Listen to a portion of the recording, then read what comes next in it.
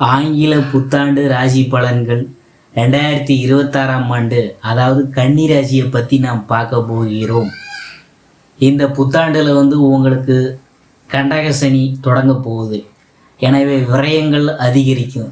சனீஸ்வர வழிபாடு, குலதெய்வ வழிபாடு, தசாபுத்திக்கு ஏற்ற தெய்வ வழிபாடுகளை மேற்கொள்ளுங்க. 10ல் உள்ள குருவால் பதவி மாற்றம் வரலாம். சர்ப்பகிரகங்களின் பயிற்சிக்கு பிற்பாடு பிள்ளைகளுக்கான சுபகாரியங்கள் இல்லத்தில் நடைபெறும். புத்தாண்டின் தொடக்கத்தில் உங்கள் ராசிநாதன் புதன் குருவால் பார்க்கப்பட்டு பரிவர்த்தனை யோகம் பெறுகிறார். எனவே ஆண்டின் தொடக்கம் அற்புதமாக இருக்குது. லாபாதிபதி சந்திரன் உச்சம் பெற்று வருடம் தொடங்குவதால் பொருளாதாரத்தை பற்றி கவலைப்பட தேவையில்லை. இவ்வாண்டு 30 கிரகங்களின் பயிற்சி நிகழவிருக்குது. முதல்ல மார்ச் மாதம் சனி பகவான் மீனத்திற்கு பயிற்சி ஆகிறார். பிறகு மே மாதம் குரு பயிற்சியும், அக்டோபர் மாதம் அதிசார குரு பயிற்சியும், நவம்பர் மாதம் ராகு கேது பயிற்சியும் நடைபெற உள்ளது.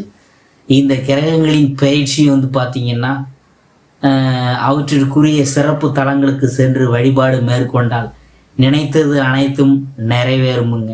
அதாவது குருவின் பார்வை பலன்கள் எப்படி இருக்குன்னு பார்க்கும் பொழுது, ஆண்டின் தொடக்கத்தில் மிதுனத்தில் சஞ்சரிக்கும் குரு உங்கள் ராசிக்கு 2, 4, 6 ஆகிய இடங்களுக்கு பார்க்குறார்.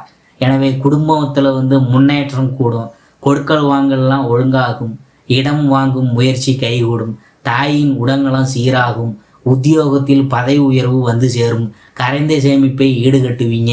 வீட்டில் மங்கள யோசை கேட்கும். மீனம் சனி சஞ்சாரம்.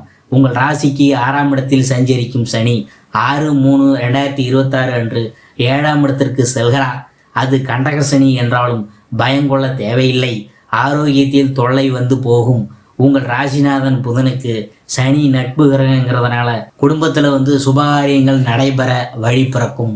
உங்கள் ராசியை சனி பார்க்கறதுனால எதையும் யோசித்து செய்யுங்க. சனியின் பார்வை 4ஆம் இடத்தில் பதிகிறதுனால வீடு வாகனம் வாங்கும் முயற்சிலாம் யோகம் உண்டு. கூட்டு முயற்சிகளில் வெற்றி கிடைக்கும். பெற்றோர் வழியில் சில பிரச்சனைகளை சந்திப்பீங்க. புதிய வாகனங்கள் வாங்கும் முயற்சி கைகூடும். உத்தியோகத்தில் கேட்ட மாறுதல்கள் கிடைக்கும். சுகஸ்தானம் பலப்படுவதால் மகிழ்ச்சி அதிகரிக்கும். 9ஆம் இடத்தை சனி பார்க்கறதுனால பாக்கியஸ்தானம் பலப்படுது. தொழிலில் எதிர்பார்த்த லாபம் கிடைக்கும். தொல்லை தந்த எதிரிகள் விலகுவாங்க. வளர்ச்சி பாதைக்கு செல்ல நண்பர்கள் வழிகாட்டுவாங்க. பெற்றோரின் ஆதரவு கிடைக்கும். அண்ணன் தம்பிக்குள் இருந்த கருத்து வேறுபாடு மறையும். பாகப்பிரிவினை சுமூகமாக முடியும். சொத்து விற்பனையால் லாபம் உண்டு. அடுத்தது கடகம் குரு சஞ்சாரம் 26/5/2026 அன்று குரு கடகராசிக்கு பயிற்சி ஆகிறார். அப்போது அவரது பார்வை 3, 5, 7 ஆகிய இடங்களில் பதியுதுங்க. குருவின் பார்வை 3ஆம் இடத்தில் பதிவதால் முன்னேற்றமான பாதையில் அடியெடுத்து வைக்க போறீங்க. உற்றார் உறவினர்கள் உங்களுக்கு உறுதுணையாக இருப்பாங்க. பொது வாழ்வில் இருக்கிறவங்களுக்கு புதிய பொறுப்புகள் கிடைக்கும். பொருளாதார பற்றாக்குறை அகலும். குருவின் பார்வை 5ஆம் இடத்தில் பதிகிறதுனால பிள்ளைகள் வழியில் இனிய நிகழ்வுகள் நடைபெறும். கடமையில் கண்ணும் கருத்துமாக இருப்பீங்க. பாகப்பிரிவினை சுமூகமாக முடியும். பணிபுரியும் இடத்தில் பாராட்டுகள்லாம் கிடைக்கும். நீண்ட தூர பயணங்கள்லாம் பலன் அளிக்கும். குருவின் பார்வை 7ஆம் இடத்தில் பதிகிறதுனால வெளிநாட்டு முயற்சிகளில் ஆதாயம் கிடைக்கும். இல்லத்தில் சுபகாரியங்கள் நடைபெறும். பிறருக்கு பொறுப்பு சொல்லி வாங்கி கொடுத்த தொகை உங்களை வந்தடையும். பணி நிமித்தமாக பிரிந்த தம்பதியர் மீண்டும் இணைய வாய்ப்பு கிடைக்கும். சிம்மம் குரு சஞ்சாரம் அதை பற்றி பார்க்கும்பொழுது 20/10/2026 அன்று குரு சிம்மராசிக்கு பயிற்சியாகி செல்கிறார். இந்த அதிசார பயிற்சி ஆண்டு முழுவதும் இருக்குதுங்க. இந்த குருவானவர் 22/12/2026 அன்று வக்கரமும் அடைகிறார். அவரது பார்வை சுகஸ்தானம் மற்றும் ஜீவனஸ்தானம் உத்தியோகஸ்தானத்தில் பதிவதால் நன்மைகள் அதிகம் ஏற்படும். அஷ்டமத்தில் பதிவதால் இழப்புகளை ஈடு செய்ய புதிய வாய்ப்புகள்லாம் வரும். பணி நீக்கம் செய்யப்பட்டவங்க மீண்டும் பணியில் சேருவாங்க. நீண்ட காலமாக அவதியுறி செய்த நோய் மாற்று மருத்துவத்தால் குணமாகும். பாக்கிகள் வசூலாகி பரவசப்படுத்தும். வீடு வாங்குவது, கட்டிய வீட்டை பழுது பார்க்கறது போன்றவற்றில் கவனம் செலுத்துவீங்க. இந்த ஆண்டில் ராகு கேது பயிற்சியும் நிகழவிருக்குது. தற்போது உங்கள் ராசிக்கு 6ஆம் இடத்தில் சஞ்சரிக்கும் ராகு 13/11/2026 அன்று பூர்வ புண்ணிய ஸ்தானம் எனப்படும் 5ஆம் இடத்திற்கு வரப்போகிறார். அதே நேரம் உங்கள் ராசிக்கு விரயஸ்தானத்தில் சஞ்சரிக்கும் கேது லாபஸ்தானத்திற்கு செல்கிறார்.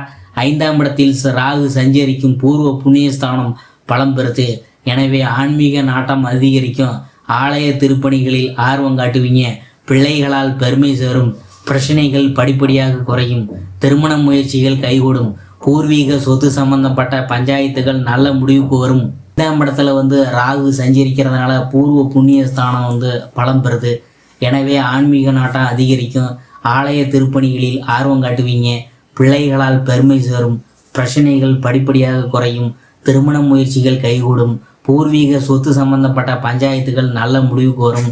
தொழில் மற்றும் வியாபாரத்தில் இருந்த மந்த நிலை மாறும். உத்தியோகத்தில் ஏற்படும் மாறுதல்கள் திருப்தி தராது. லாபஸ்தானத்தில் சஞ்சரிக்கும் கேதுவால் தொழிலில் வளம் சிறப்பாக இருக்கும். தொழிலை விரிவி செய்ய எடுக்கும் முயற்சிகள்லாம் கைகூடும். வெளிநாடு போயிட்டு பணிபுரிய வேண்டும் என்ற ஆசை இருந்துச்சுன்னா அதெல்லாம் இப்போ நிறைவேற வாய்ப்பு உண்டு. எதையும் திட்டமிட்டு செய்து வெற்றி காண்பீங்க. சமூகத்தில் உயர்ந்த நிலையில் உள்ளவர்களின் சந்திப்பால் பல நல்ல காரியங்கள் செய்ய முன் வருவீங்க. வளர்ச்சி தரும் வழிபாடு. ஆண்டு முழுவதும் நல்ல பலன்கள் கிடைக்க பஞ்சமி திதி என்று விரதம் இருந்து வராகி அம்மனை வழிபட்டு வருவது நல்லது. யோக பலம் பெற்ற நாளில் அனுகூலம் தரும் தெய்வங்களை வழிபட்டால் நல்ல காரியங்கள் இல்லத்தில் நடைபெறும்.